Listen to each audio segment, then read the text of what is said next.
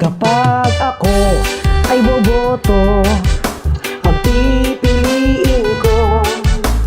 pipiliin ko, mamaw sa Kongreso.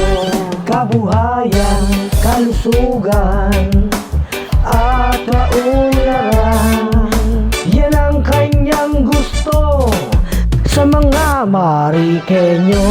Boto ko siya, boto mo siya, iboto natin siya, iboto natin siya, number 1 sa balota.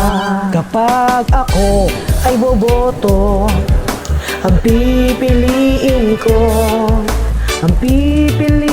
ko, mamaw sa Kongreso.